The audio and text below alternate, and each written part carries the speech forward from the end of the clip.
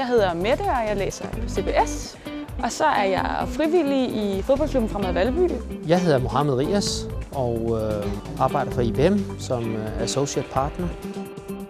I Fremad Valby der består mit frivillige arbejde sådan mere organisatoriske, hvor jeg sidder meget på kontor og registrerer medlemmer og er meget aktiv i at få sådan organisationen til at flyde. Og derudover så foregår den ude på fodboldbanen 2 gange om ugen, hvor jeg træner piger.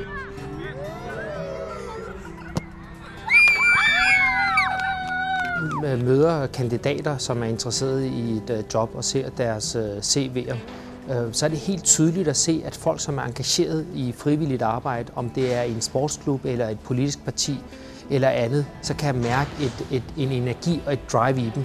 Jeg kan mærke, at de har lyst og viljen til at tage fat, og det er meget afgørende.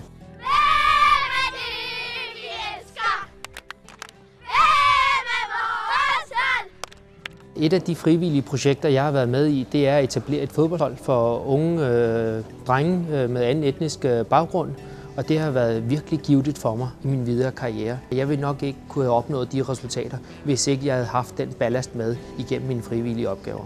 Mit frivillige arbejde har givet mig kompetencer inden for ledelse og organisation primært, men lige så meget inden for kommunikation med forskellige kulturer og forskellige mennesker. Man etablerer en masse kontakter. Man får et netværk. Og et netværk er jo altid vigtigt, uanset om det er et lille netværk eller om det er et stort netværk, fordi det giver en mulighed for at komme i kontakt med mennesker, som man ikke nødvendigvis kan skabe kontakt til selv.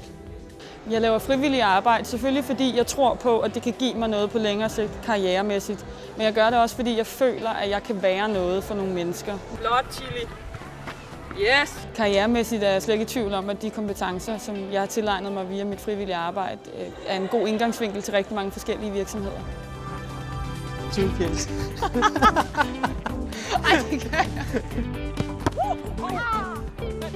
Skyd genvej til succes. Det er helt frivilligt. De er kropumulige. Nej, det kan jeg da ikke sige.